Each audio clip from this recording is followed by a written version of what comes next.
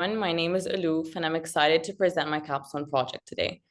So this research explores cultural identity, ethical responsibility, and institutional collaboration through a lens of historical analysis and also conflict resolution theory. And it centers on the core question of how can the cultural conflict surrounding Egyptian artifacts in Western museums be addressed to honor Egypt's heritage and meet certain interests of global institutions. Okay. What happens when the guardians of global heritage are also its greatest colonizers? And who has the right to tell the story of a nation's past, its people, or those who display their treasures in foreign lands? The presence of Egyptian artifacts, such as the Rosetta Stone and the Nefertiti bust in Western museums, often a legacy of colonial acquisition during the 19th century, represents a deeply continuous issue. The Rosetta Stone, seized by the British forces during the Napoleonic Wars, have remained in the British Museum since 1802. And similarly, the Nefertiti bust obtained during German archaeological expeditions currently resides in Berlin. These removals exemplify a broader narrative of colonial powers, undermining a cultural sovereignty under the present pretense of exploration.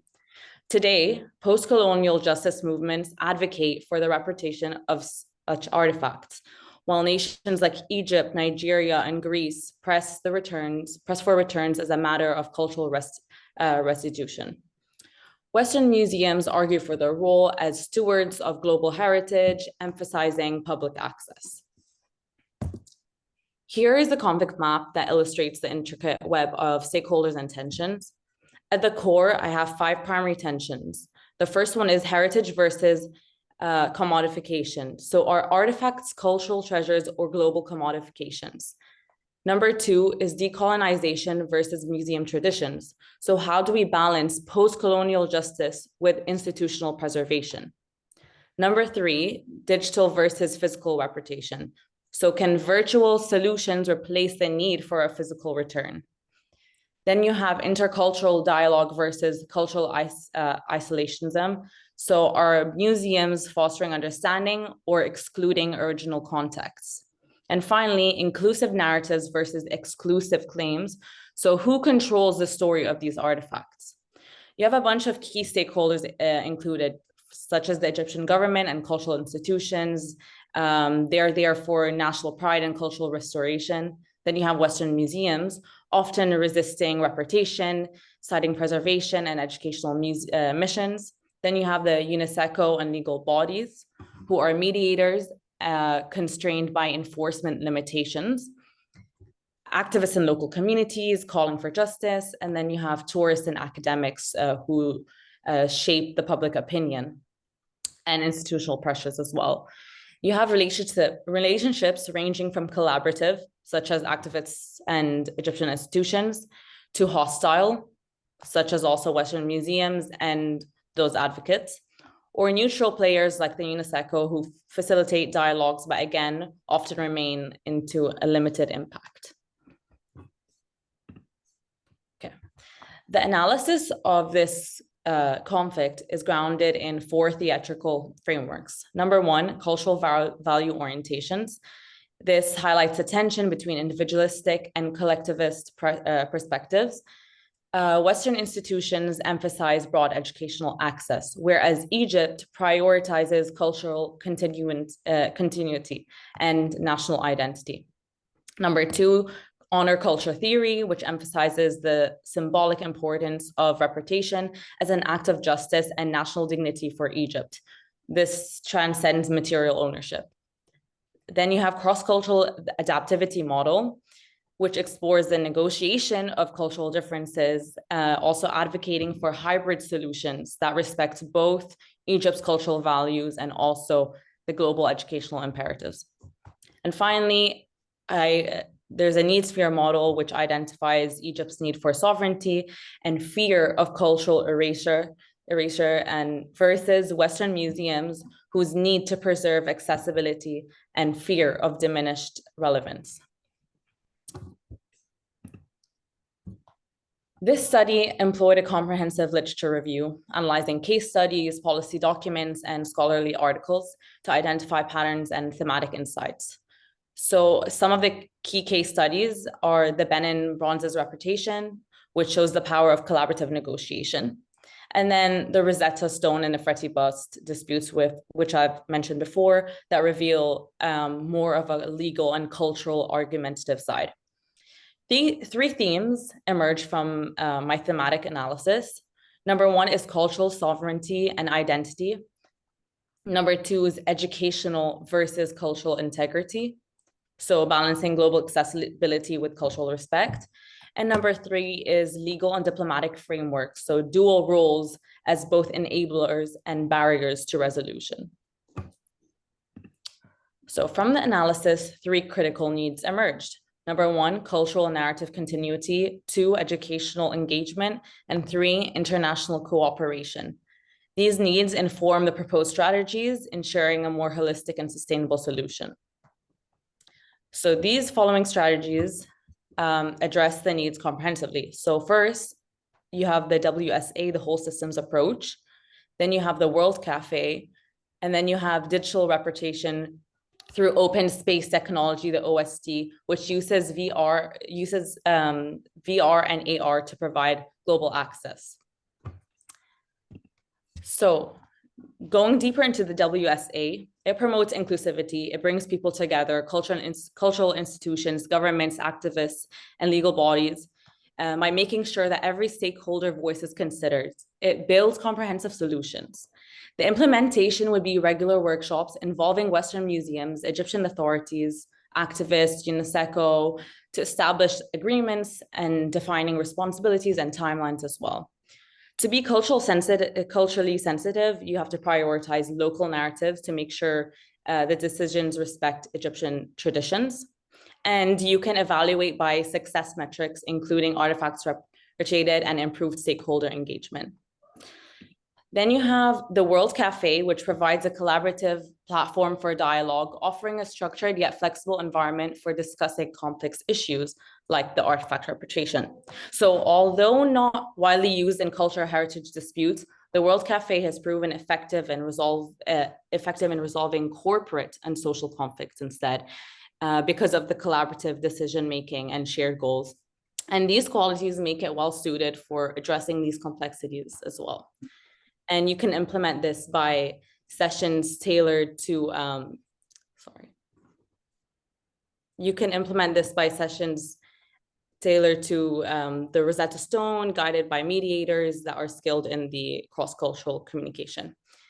And you can evaluate this by the depth and conscious of achieved long-term partnerships that have evolved.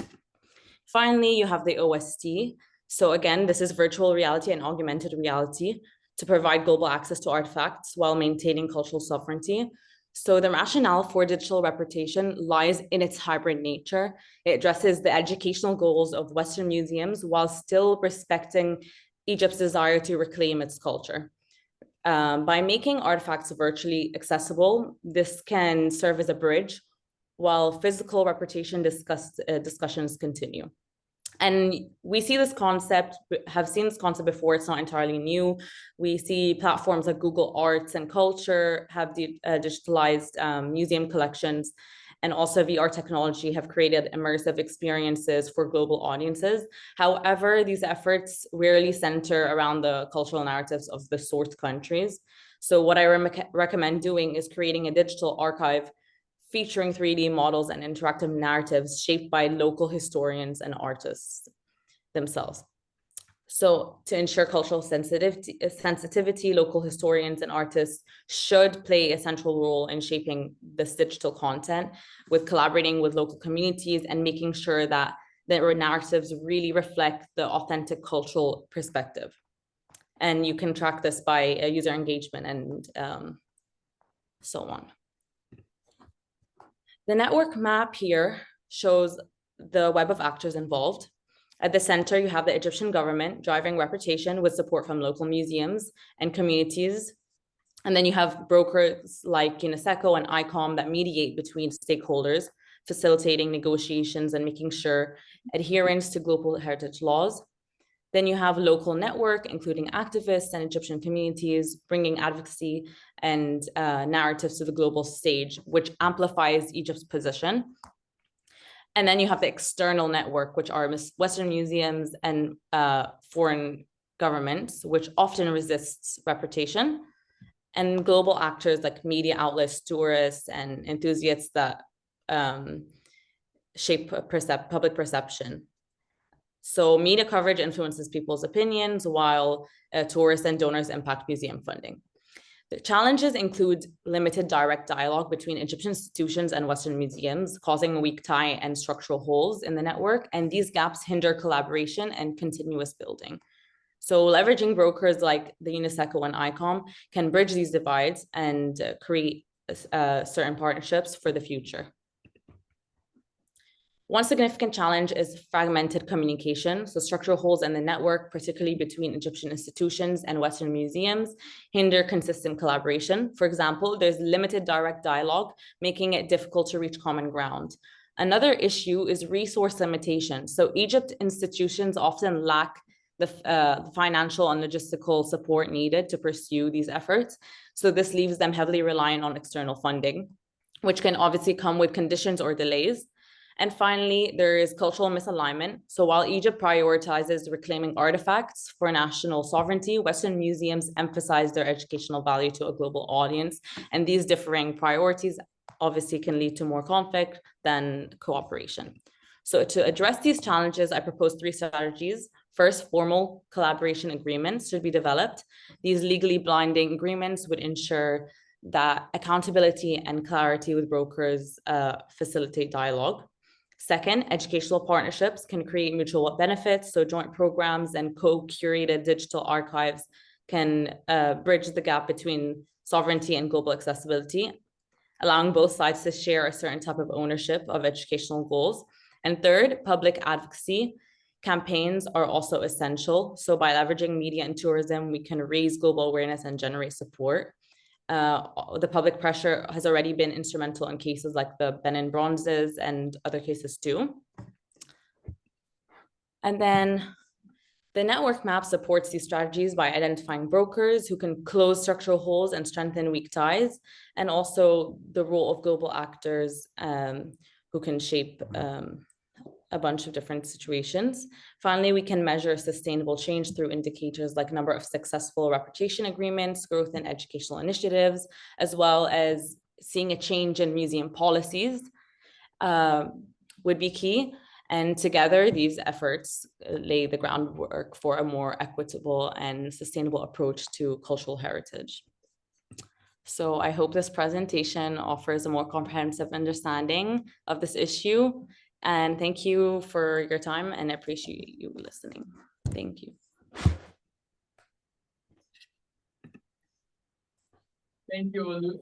I guess we have time for one very quick question. If anyone has a quick question for Oloof about her case.